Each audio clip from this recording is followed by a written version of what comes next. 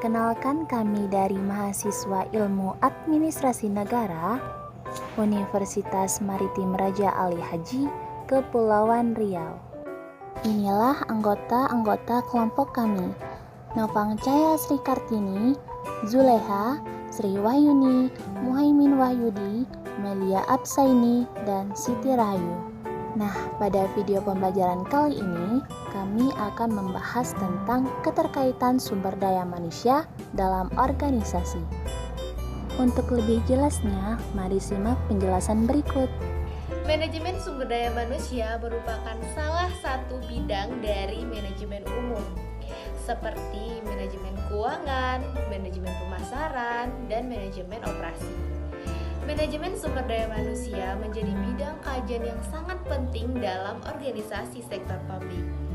Karena permasalahan yang sering terjadi pada organisasi sektor publik tidak hanya berupa alat-alat kerjanya saja, atau produksinya, atau bahkan modal kerjanya.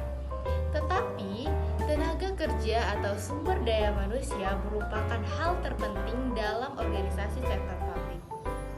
Manajemen sumber daya manusia adalah pihak yang menjalankan atau mengatur faktor-faktor produksi sekaligus merupakan tujuan dari kegiatan produksi itu sendiri.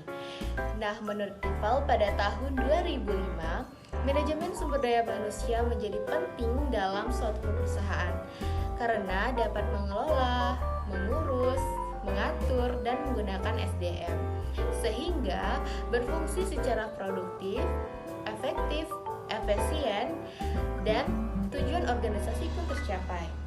Oleh sebab itu, sumber daya manusia di dalam suatu organisasi sektor publik menjadi hal yang sangat penting untuk kemajuan dan keberhasilan suatu organisasi itu sendiri. Karena tujuan yang akan dicapai dalam suatu organisasi publik tidak akan berhasil tanpa adanya sumber daya manusia. Selanjutnya ada ruang lingkup manajemen sumber daya manusia atau biasa disingkat dengan MSDM. Jadi, ruang lingkup MSDM ini adalah proses yang secara bertahap dilakukan dalam upaya mencapai perubahan yang diinginkan.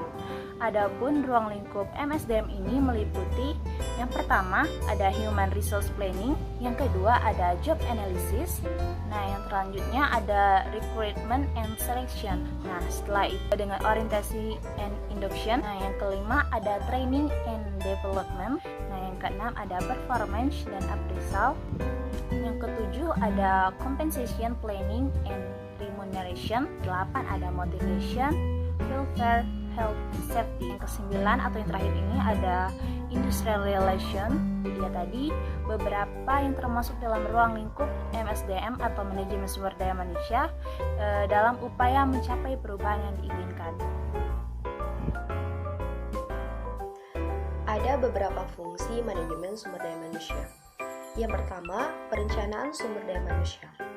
Mondi, Nu, dan Primuk menyebutkan bahwa perencanaan sumber daya manusia merupakan proses pengkajian dan penilaian kebutuhan sumber daya manusia secara sistematis untuk memastikan bahwa sejumlah karyawan yang dibutuhkan dan sesuai dengan persyaratan keahlian yang telah ditentukan dan tersedia pada saat diperlukan. Yang kedua, yaitu pengangkatan dan pemberhentian karyawan. Pada proses ini, kegiatan pengisian formasi yaitu merekrut karyawan, screening, serta seleksi kepada pelamar juga penempatan formasi. Yang ketiga, pengupahan tunjangan. Upah kepada karyawan dikatakan berhasil jika didasarkan pada keadilan dan kewajaran. Yang keempat, yaitu penilaian kinerja pengembalian karir. Fungsi ini dilakukan setelah karyawan atau pegawai bekerja dalam sebuah perusahaan.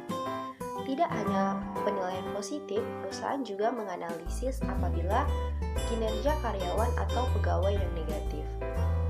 Yang kelima, yaitu pelatihan dan pengembangan.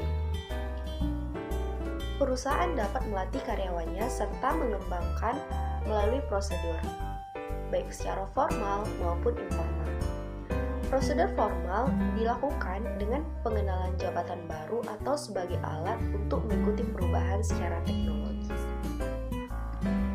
Yang Yang selanjutnya yaitu penerapan efektivitas hubungan kerja.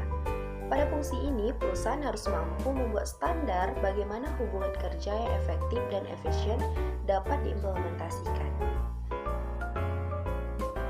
Sasaran utama manajemen sumber daya manusia adalah memaksimalkan kinerja atau produktivitas organisasi melalui optimalisasi keefektifan karyawannya dan secara simultan meningkatkan kualitas kehidupan kerja karyawan serta memperlakukan karyawan sebagai sumber daya yang sangat bernilai bagi organisasi.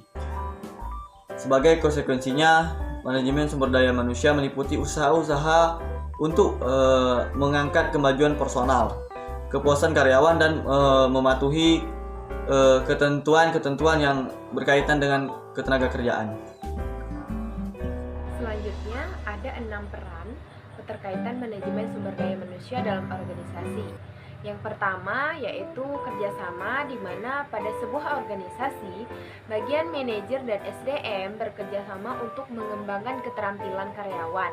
Nah, contohnya bagian SDM memberikan saran kepada manajer dan lainnya tentang bagaimana menempatkan karyawan ke peran atau tempat yang berbeda dalam suatu organisasi, sehingga dengan itu dapat membantu para karyawan dalam beradaptasi di lingkungan perusahaan. Dalam organisasi yang lebih fleksibel, karyawan dapat dialihkan ke fungsi bisnis yang berbeda berdasarkan prioritas bisnis dan preferensi karyawan. Yang kedua, ada mengatur keanggotaan. Nah, peran SDM ini adalah untuk menentukan kualitas sumber daya manusia dalam suatu perusahaan. Keanggotaan dalam fungsi ini memiliki 3 kegiatan. Yang pertama, perencanaan, kedua, penarikan, dan yang ketiga, proses seleksi. Yang ketiga, membangun kapasitas perusahaan.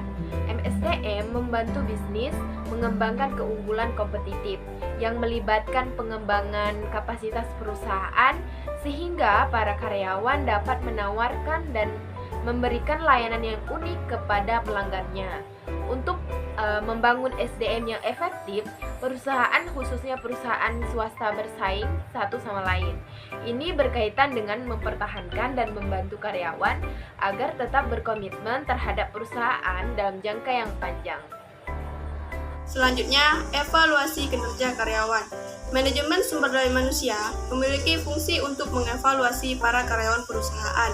Evaluasi ini termasuk pelatihan, penilaian, dan evaluasi yang terikat kinerja diberikan selama periode tertentu. Selain untuk karyawan, unit sumber daya manusia juga perlu melakukan pelatihan terhadap para manajer tentang bagaimana membuat standar kinerja yang akurat dan baik. Selanjutnya, riset personal. Manajemen sumber daya manusia juga berfungsi untuk mencari penyelesaian atau solusi dari berbagai masalah yang ada. Masalah yang sering diperhatikan oleh unit sumber daya manusia meliputi penyebab terjadinya ketidakhadiran atau keterlambatan karyawan. Yang terakhir, mengatasi masalah. Manajemen sumber daya manusia tidak terbatas dalam mengatasi kebutuhan pemimpin perusahaan yang berubah, namun juga dapat mengatasi pasar yang terus berubah. Oleh karena itu, manajemen sumber daya manusia membutuhkan suatu perencanaan yang baik dan strategis. Nah, itulah pembahasan mengenai keterkaitan sumber daya manusia dalam organisasi. Sekian video pembelajaran kali ini, semoga bermanfaat.